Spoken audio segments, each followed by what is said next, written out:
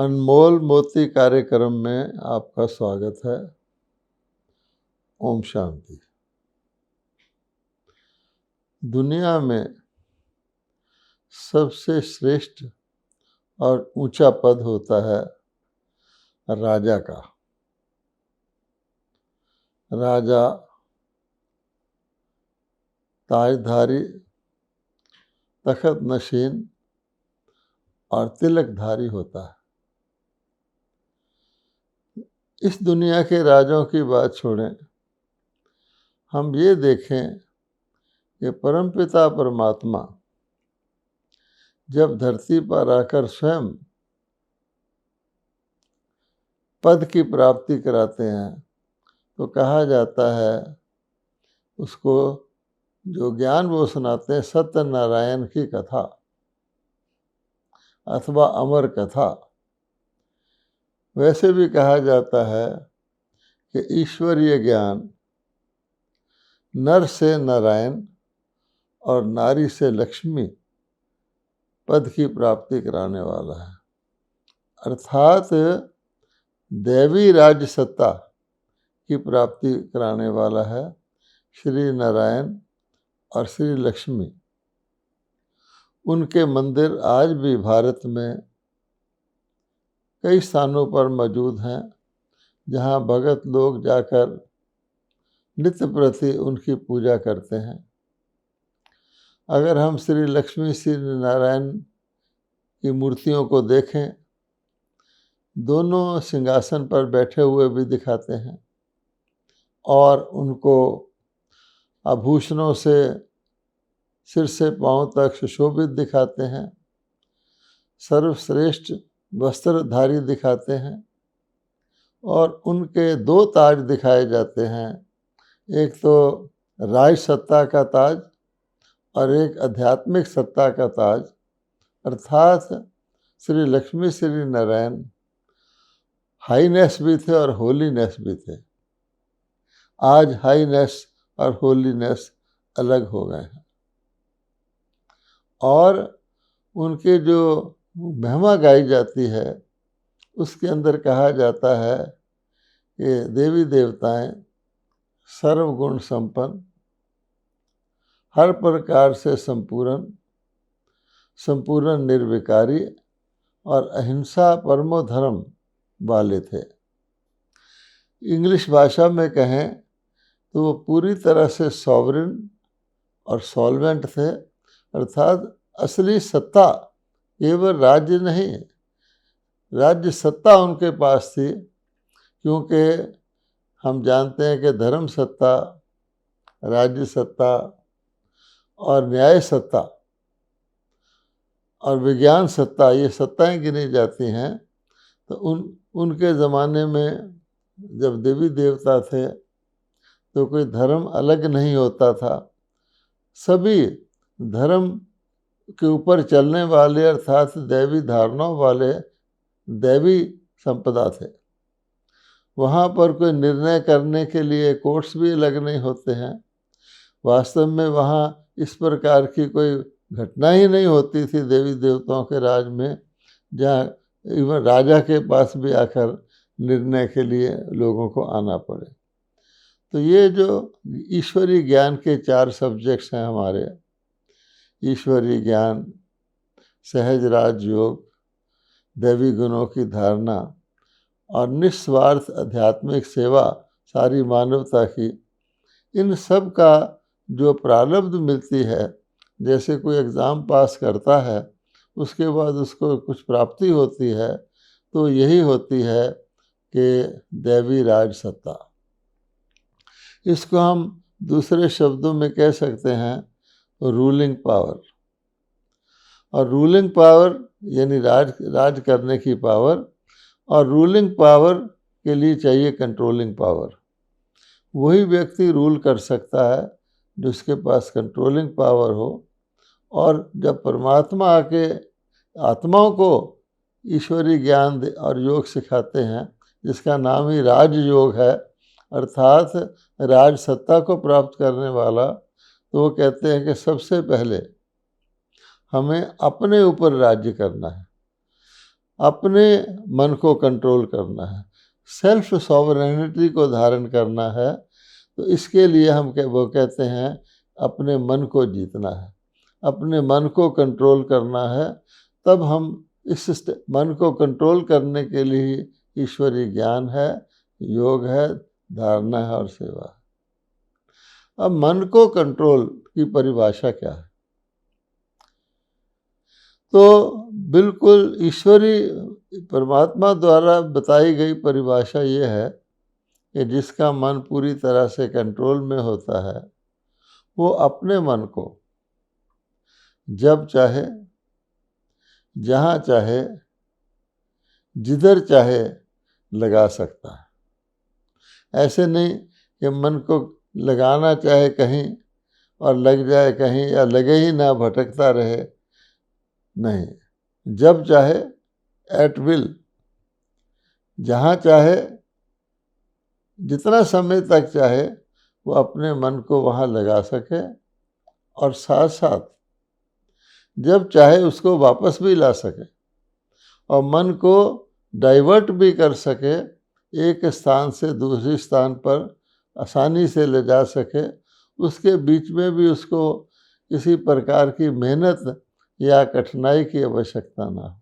इतना मन जब व्यक्ति के कंट्रोल में होता है तब कहा जाता है कि व्यक्ति ने अपने मन पर सॉवरेनिटी हासिल की है। आप जानते हैं शास्त्रों में अभिमन्यु की कहानी आती है। अभिमन्यु मारा गया। अभिमन्यु चक्रव्यूह में एंटर होना तो जानता था, लेकिन उससे बाहर निकलना नहीं जानता था। और इसी प्रकार से अगर हम देखें तो हम अपने मन को कहीं लगा तो लेते हैं, लेकिन वहाँ से हटाना मुश्किल हो जाता है।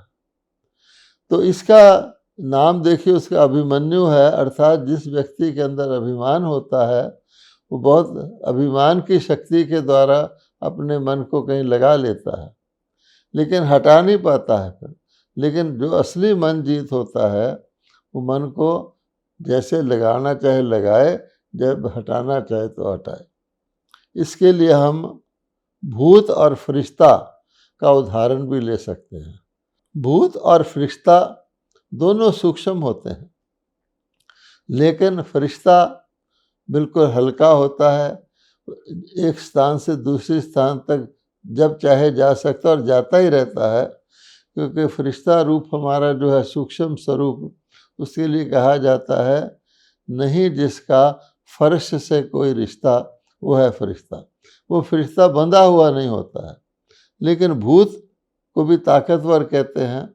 भूत हम जानते हैं, 5 विकारों को हम भूत कहते हैं, जिसके मन के अंदर 5 विकार हैं। अहंकार है, काम, क्रोध, लोभ और मोह है। अब भूत का क्या है, वो भूत किसी के अंदर प्रवेश कर जाए, पहली बात तो बिना आज्ञा के ही प्रवेश कर जाता है। क्रोध पूछता नहीं कि मैं आऊँ आपके अंदर, फिर वो निकलता नहीं है, फरिश्ते की तरह नहीं होता। मन को वहाँ से निकाल नहीं सकते। आपको किसी से घृणा हो जाए, आप सोचें कि मैं अपने मन को उसकी घृणा से हटा लूँ, नहीं, बार बार मन घृणित व्यक्ति की तरफ, जिससे हमारी ईर्ष्या हो, बैर विरोध हो, जाता ही रहता है। तो ये माइंड कंट्रोल की बात नहीं है। इसलिए माइंड कंट्रोल अर्थात मन को जब चाहें, जहाँ चाहें वहाँ लगा सकें। और दूसरी बात क्या है कि इससे एम्पावरमेंट क्या होती है, इससे हमें क्या शक्ति मिलती है कि हम ठीक स्थान पर, ठीक समय पर, ठीक रीति से सब कुछ करते हैं। जैसे कहा जाता है सतयुगी दुनिया में हर चीज़ ठीक समय पर, ठीक स्थान पर, ठीक विधि से होती है, इसीलिए उसका नाम सतयुग है। अर्थात वहाँ पर व्यक्ति मन जीत रहता है। सचमुच मन जीत वाले देवताओं को जगत जीत अर्थात सतयुगी दुनिया का दैवी राज्य मिल जाता है। इसीलिए गीता के 16वां चैप्टर में कहा है कि आसुरी संपदा जब समाप्त हो जाता है तो दैवी संपदा का राज्य आता है विश्व पर। और उसके लक्षण ये सब बताए हुए हैं जिनका हम वर्णन कर रहे हैं। अब ऐसा भी होता है कंट्रोलिंग पावर, रूलिंग पावर, इसको कई बार हम गलती से अपनी रूलिंग पावर और कंट्रोलिंग पावर में नम्रता की आवश्यकता होती है। जितना व्यक्ति पावरफुल होता है वही वास्तव में नम्र हो सकता है। यानी नम्रता, ह्यूमिलिटी विद डिग्निटी, सम्मान सहित वो नम्र हो सकता है। नम्रता एक कमज़ोरी भी हो सकती है अगर किसी व्यक्ति के अंदर कंट्रोलिंग पावर नहीं है तो नरम होकर के अपना काम चलाता है। लेकिन वो नम्रता अलग चीज़ है, और शक्तिशाली व्यक्ति विद डिग्निटी ह्यूमिलिटी, वो नम्रता और चीज़ है। शक्तिशाली की नम्रता दूसरों को शक्ति प्रदान करती है, और शक्तिहीन की नम्रता वो तो एक बेबसी और मजबूरी की हालत पैदा करती है, जिसमें व्यक्ति अपनी शक्ति ना होने के कारण दूसरों के अधीन हो जाता है। मन भी अधीन हो जाता है, उसका काम करना भी अधीन हो जाता है। अब प्रश्न ये है कि कंट्रोलिंग पावर और रूलिंग पावर हमारी कैसे आए और कहाँ तक, किस हद तक जानी चाहिए। तो वास्तव में जैसे जैसे हम आत्मा सशक्त होते जाते हैं, हमारा मन सशक्त होता जाता है, तो कंट्रोलिंग पावर और रूलिंग पावर नेचुरल व्यक्ति के अंदर आती है। जो असली बादशाह होता है वो नेचुरल बादशाह होता है। उसको कोई बादशाह बना दे और साथ में कोई रूल बुक दे दे, कोई नियमावली दे दे, कोई कॉन्स्टिट्यूशन दे दे, इसके अनुसार तुमको चलना है, वो राजा नहीं कहलाता। आप जानते हैं सिकंदर और पोरस की कहानी में क्या आता है। सिकंदर भी राजा था, पोरस भी राजा था। सिकंदर इन्वेडर था, वो आक्रामक था, और पोरस वास्तविक राजा था भारत का। बहुत बारी कोशिश करने के बाद एक बार सिकंदर ने धोखे से पोरस को हरा दिया। अब उसको बंदी बना के उसके सामने लाया गया। अब सिकंदर ने सोचा कि देखिए अब तो ये मेरे अधीन हो गया, बंदी बना के हाथ बांध करके लाया गया है। तो उसने बड़े, जैसे होता है ना, ताना देकर किसी को पूछा कि कहिए आपके साथ क्या, कैसा सलूक किया जाए। सिकंदर कह रहा है। अब पोरस बड़ा आश्चर्यचकित है, एक राजा नहीं जानता क्या दूसरे राजा से कैसा सलूक किया। तो बड़े भोलेपन से वो स्वाभाविक तरीके से कहते हैं, वही जो एक राजा दूसरे राजा से करता है। तो सिकंदर को बहुत शर्म आई, असली राजा तो ये है, हमने इसको बंदी बना लिया, हमने समझा ये अधीन हो गया। नहीं, इसका दिल तो अभी भी राजा का है, और ये कह रहा है चाहे मैं बंदी हूँ, चाहे मुझे कारागार में डाल दो, लेकिन राजा तो राजा ही रहेगा ना, सिंहासन पर भी राजा राजा है, अगर उसके संस्कार राज्य के हैं। उस प्रकार का जो राजा है, तो राज्य करना हमारी नेचुरल नेचर बन जानी चाहिए, स्वाभाविक। अब श्री लक्ष्मी श्री नारायण और उनकी जो डायनेस्टी चलती है, वो स्वाभाविक तौर पे राज्य करते थे। उनके संस्कार ही सर्वगुण संपन्न के थे, और राज्य सत्ता वहाँ पर जैसे माता पिता अपने बच्चों को पालते हैं, स्वाभाविक तौर पे ऐसा नहीं रहता है, वहाँ राजा और प्रजा का वैसा ही संबंध था। इसलिए कहा गया यथा राजा तथा प्रजा। और उस बनने, वहाँ वैसा बनने के लिए ऑफ कोर्स हमें अभ्यास करना होता है मन को कंट्रोल का, जिसको हम कहते हैं मन को जहाँ चाहें वहाँ ले जाएं, उसका अभ्यास करना होता है कि मैं आत्मा इस वक्त शरीर में हूँ। कभी मैं आत्मा परम धाम की निवासी थी, फिर आत्मा में सतयुग में आई, त्रेता में आई, द्वापर में आई, जो तमोगुण में आई। अब तमोगुण के बाद फिर मेरे सतोगुणी जाने का टर्न है, जिसको हम कहते हैं सुदर्शन चक्कर घुमाना।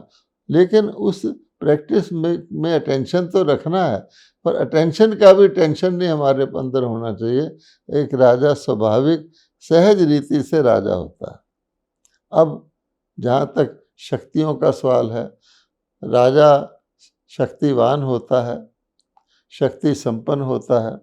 तो राजा के अंदर इतनी शक्ति होती है जैसे सागर के अंदर समाने की शक्ति होती है। तो राज्य मन हमारा राजा बन रहा है, अर्थात उसके अंदर कंट्रोलिंग और रूलिंग पावर आ रही है। उसका एक टेस्ट ये है कि हमारे अंदर समाने की शक्ति हो। कोई भी चीज़ हो जाए, ऊपर नीचे हो जाए, हम जैसे सागर के अंदर बड़े बड़े पहाड़ें, चट्टानें, मगरमच्छ समाये रहते हैं और सागर ऊपर से लहरें लहरें आती हैं उसके अंदर।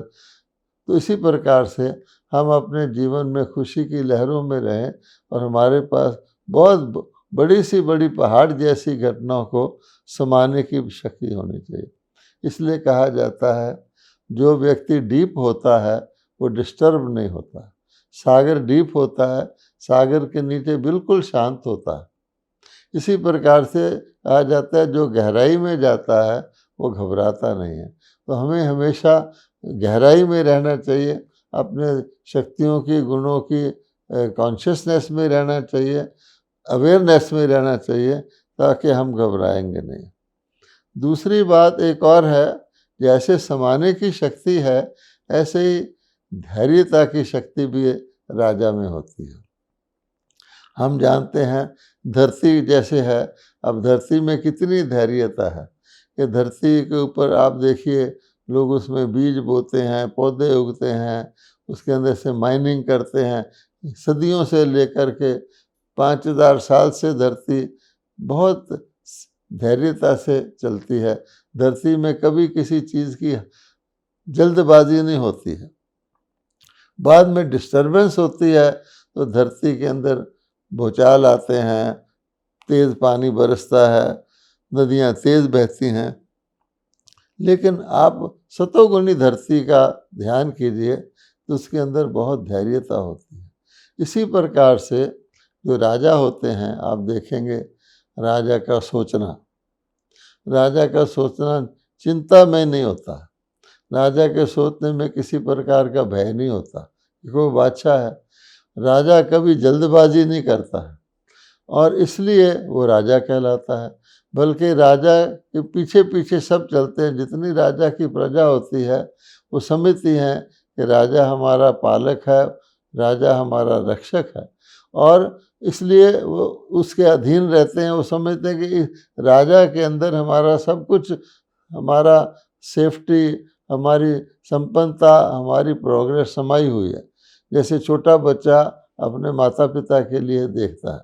इसलिए कहा जाता है कि राजाओं के राज में जब देवी देवता थे तो राज्य तो नाम मात्र का था।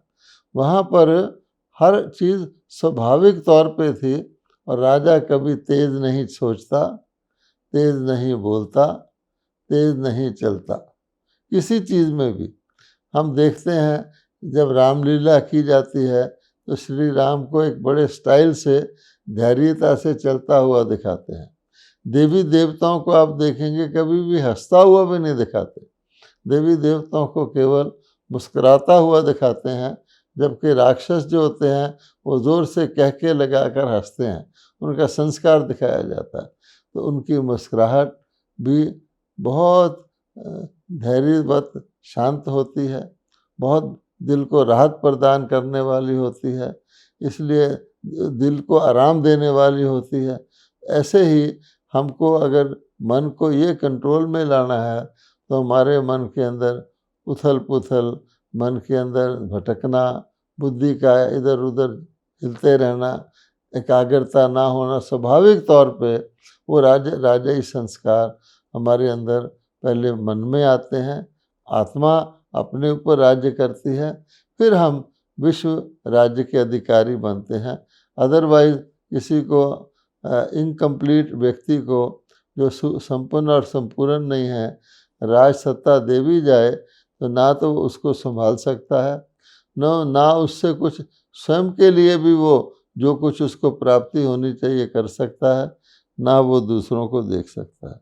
इसके लिए कहा जाता है कि राजा को अपने संकल्प पर, अपने समय पर, अपने बोल पर, अपनी शक्तियों पर इतना कंट्रोल होता है कि उसको देवताओं को कहते हैं क्या देखना है, क्या सोचना है, क्या क्या क्या सुनना है, वो सारा स्वाभाविक तौर पे ठीक होता है। इसलिए आखिरकार अगर हमें अपना राजा बनना है तो हम अपना राजा बनने के लिए अपने मन पर कंट्रोलिंग पावर धारण करें। कहा जाता है see no evil, hear no evil, speak no evil, think no evil, और इसको अपनी स्वाभाविक नेचुरल नेचर बनाएं। अटेंशन रखें प्रसारत की, लेकिन अटेंशन का टेंशन ना लें। ओम शांति।